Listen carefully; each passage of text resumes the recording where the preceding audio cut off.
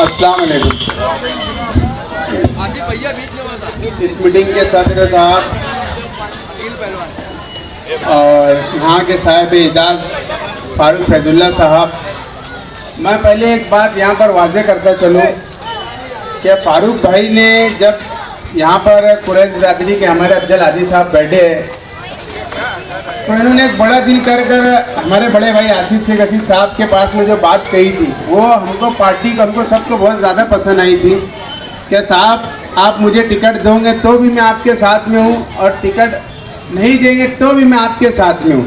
ये एक बहुत बड़ी बात है कि इतना बड़ा काम करने वाला शख्स अगर ये चीज़ बोलता है तो जान लीजिए तो उसकी शख्सियत कैसी होंगी।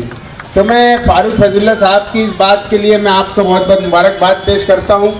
अभी फारूक भाई ने मुझे बताया कि बहुत सारे काम उन्होंने प्रशासक राज में करवाया और जब ये 2017 में पहली मरतबा चुनकर आए थे तो इन्होंने तायरा शेख रशीद साहिबा की मेयरशिप के अंदर और शेख रशीद साहब की मेयरशिप के अंदर बहुत सारे वर्ली रोड का, इससे पहले डामर का जो काम हुआ था फारूक फैजुल्ला साहब की कोशिशों से हुआ था। बहुत से 7-8 रोड के काम थे जो फारूक फैजुल्ला साहब की कोशिशों से हुआ था। दोस्तों और साथियों, आने वाले वक्त में मालेगांव कॉरपोरेशन का चुनाव आने वाला है। ये चुनाव मालेगांव कॉरपोरेशन का जो चुनाव है ये आपके और हमारे बच्चों के लिए और हमारे लिए बहुत ज़्यादा अहमियत का हामिल है। क्यों ये अहमियत का हामिल है कि जिस तरीके से आप देख रहे होंगे मालेगांव शहर के अंदर 9 महीनों से SIT के मामलात को लेकर ना जाने कितने नौजवान और बुजुर्गों जेल की सलाखों के पीछे तकरीबन 10 महीनों से कैद है, जिनका कुछ कसूर नहीं था, लेकिन फिर भी वो मालेगांव शहर के नौजवान और बुजुर्गों नासिक सेंट्रल जेल के पीछे 10 महीनों से कैद की सज़ा काट रहे हैं। उनके लिए सिर्फ और सिर्फ एक ही इंसान आवाज़ उठा रहे हुए वो है हमारे महबूब लीडर जनाब आसिफ शेख अजीज साहब, जो परसों के रोज मुंबई हाईकोर्ट के अंदर उनकी जामीन के लिए जद्दोजहद कर रहे थे। आपने देखा होगा यूट्यूब के जरिए कि आसिफ शेख अजीज साहब वहाँ के जो हाईकोर्ट के जो जज थे तो उनसे जो वकील थे तो उनसे मुलाकात कर उनकी नुमाइंदगी करने की कोशिश कर रहे थे। दोस्तों और साथियों, ये इलेक्शन हमारे लिए इसलिए भी अहमियत का हामिल बनता है क्योंकि मालेगांव शहर के अंदर कुछ यहाँ के लीडरों ने नदिया के उस पार के जो फिरका परस्त ताकतें हैं उनसे मिलजुल कर अंधेरे के अंदर एक साजिश रचने का काम किया है कि हम आपको मालेगांव शहर के अंदर भगवा झंडा लहराकर आपका महापुर बैठा कर देंगे, हम आपको ठेके देना है, ठेके का काम जो भी रहेगा वो हमको देना रहेगा। तो आपको और हमको मालेगांव शहर के अंदर आपकी जहाँ कहीं भी रिश्तेदारी होंगी, जहाँ कहीं भी आपके कांटेक्ट होंगे, तो एक बात आप ये गौर कर लीजिए कि मालेगांव शहर के अंदर पूरी तरीके से भगवा झंडा मालेगांव कॉरपोरेशन के अंदर लहराने के लिए लोगों की कोशिशें जारी है और कुछ यहाँ के मालेगांव शहर के हमारे गद्दार लीडर जो है वो इस कोशिश में लगे हुए हैं। तो तुमको और हमको ये मिलकर इनकी जो गद्दारी करने की जो साजिश रच रहे हैं इसको नाकाम करना है, वरना आने वाला वक्त दूर नहीं है कि तुम्हारे और हमारे बच्चों के मुस्तकबिल के साथ में खिलवाड़ होना चालू हो जाएगा, जिसकी शुरुआत इन्होंने साजिश रच के कर दी गई है। मालेगांव शहर के अंदर आज ये लोग इल्ज़ाम लगाते हैं कि शेख रशीद खानवादे ने क्या काम किया। मैं आज मालेगांव शहर के अंदर मैंने इससे पहले तकरीबन 2 महीना पहले 3 कंदील के ऊपर हाजी साहब MLA के लोगों को मैंने चैलेंज किया था कि मैं यहाँ पर खड़ा हूँ, 3 कंदील के ऊपर तकरीबन आधे से 1 घंटे का टाइम दिया था, आप आइए और मैं बताता हूँ कि मालेगांव शहर के अंदर शेख रशीद खानवादे ने 25 साल के अंदर क्या क्या काम किया। मेरी उंगली पकड़कर चलिए और मैं आपको बताता हूँ। ये बोलते हैं ना कि मालेगांव शहर में आपके MLA रहे, मेयर रहे, तो जब हमारे यहाँ पर शेख रशीद साहब MLA चुन कर आए थे तो मालेगांव शहर के अंदर मीठे पानी की पाइपलाइन लाने का काम यही शेख रशीद खानवादे ने किया था। जो आज हमारे मुखालबिन भी जो पानी पीते हैं एक दिन आड़े, ये शेख रशीद खानवादे की देन है और शेख रशीद साहब की देन है। और आज ये उंगली उठाते हैं कि शेख रशीद खानवादे ने 25 साल में क्या किया।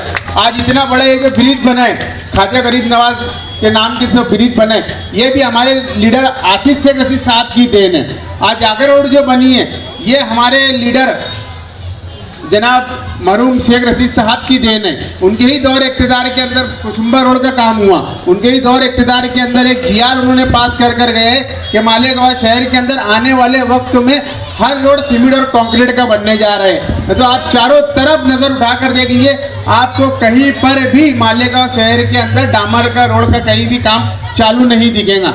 जहां भी आपको कंक्रीट का रोड का काम दिख रहा है, सीमेंट कंक्रीट रोड का काम, ये शेख रशीद साहब की दी हुई देन है। ये उन्होंने उनके मेयरशिप के अंदर पास करवा कर दिया था। आने वाले वक्त में आपको मालेगांव कॉरपोरेशन के अंदर इस्लाम पार्टी का मेयर बैठाकर मालेगांव शहर के अंदर जो जो तरक्याती काम रुके हुए हैं वो आसिफ शेख रशीद साहब की सरपरस्ती के अंदर हमको मालेगांव शहर के अंदर वो काम को करना है। वरना एक बात आप ध्यान रख लीजिए, मालेगांव कॉरपोरेशन के अंदर 70% टैक्स जो है नदिया के इस साइड से जाता है। गलत बोल रहे होगे साबिर जाता है, सही है ना? मालेगांव कॉरपोरेशन के अंदर 70% टैक्स अपन भरते और 70% से ज़्यादा काम नदिया के वो पार होता है। तो आज ये वक्त आ गया है हमको कि जो हम टैक्स भरते हैं तो उतना काम हमारा होना चाहिए। तो आपको और हमको इस बात के लिए कमर कस लेना चाहिए कि आने वाले वक्त में आसिफ शेख रशीद साहब पूरे मालेगांव शहर में पार्लियामेंट्री बोर्ड और इस्लाम पार्टी के जिम्मेदारान जिस किसी को भी टिकट देंगे तो आपको अपना जाती फायदा, अपना जाती मुफाद ना देखते हुए मालेगांव शहर के हक में अपना एक एक वोट देकर अपने इस्लाम पार्टी के हर एक उम्मीदवार को चुनकर देना है और इस्लाम पार्टी का मेयर मालेगांव कॉरपोरेशन के अंदर हमको बैठाना है।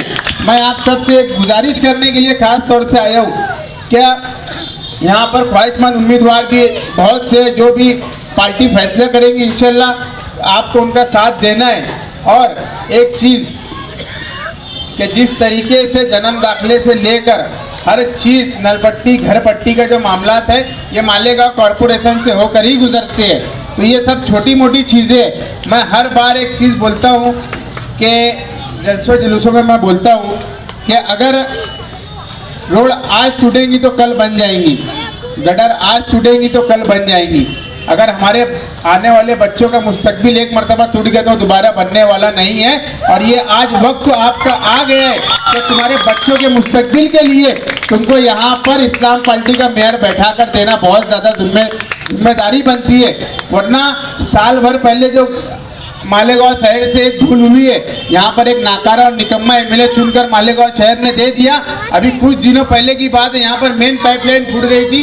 नुमाइंदा का एक जो उनकी वर्किंग कमेटी का एक बंदा यहाँ पर जांचने के लिए नहीं आया। तो मालेगांव शहर की नुमाइंदगी क्या करेंगे वो लोग? सिर्फ और सिर्फ ठेकेदारी लेकर उनमें पैसे कमाने के लिए सिर्फ और सिर्फ एक ही लीडर है जिसमें कौम की हमदर्दी है, कौम के लिए जज्बा है काम करने के लिए, वो है आसिफ शेख रशीद साहब। तो आप भी इस बात को समझिए और आपको भी मालेगांव शहर की तरक्की के अंदर मालेगांव के हर शहर का जितने भी छोटे बड़े जितने भी नौजवान हैं आपका हिस्सा लगाकर मालेगांव शहर की तरक्की जो रुकी हुई है, मालेगांव शहर के अंदर आज प्रशासक राज बैठा हुआ है। नदिया के उस साइड ना जाने ऐसे कितने काम हुए हैं जिसके ऊपर मालेगांव शहर के इस साइड वालों का हक बनता था, लेकिन मालेगांव में अपनी बॉडी नहीं होने की वजह से आज पूरे के पूरे काम, आधे से ज़्यादा काम मालेगांव के नदिया के उस साइड हुए हैं। तो आप सब इस बात को आज यहाँ से अहद कर उठिए कि मालेगांव शहर के अंदर इस वार्ड से नहीं बल्कि मालेगांव शहर के अंदर जहाँ जहाँ भी आपकी रिश्तेदारी होंगी, जहाँ जहाँ भी आपके जानने मानने दोस्त अहबाब होंगे तो उनको सबको आप ये बोलिए कि मालेगांव शहर के जो हालात है बद से बदतर होते जा रहे हैं। मालेगांव शहर के अंदर आज कोई झांकने वाला नहीं है। अभी जैसे बताया ना कि मालेगांव शहर के अंदर कोई भी हादसा होता है नुमाइंदा शहर से गायब। मालेगांव शहर के अंदर जब नुमाइंदे की ज़रूरत होती है नुमाइंदा शहर से गायब। वो नुमाइंदे के लिए मैं एक कहावत बोलता हूँ कि अगर हाजी साहब अगर कोई सो रहा है तो उसको जगाया जा सकता है, मगर हमारे मालेगांव शहर का जो नुमाइंदा है वो सोने का नाटक कर रहे हैं, उसको जगाया जा नहीं सकता।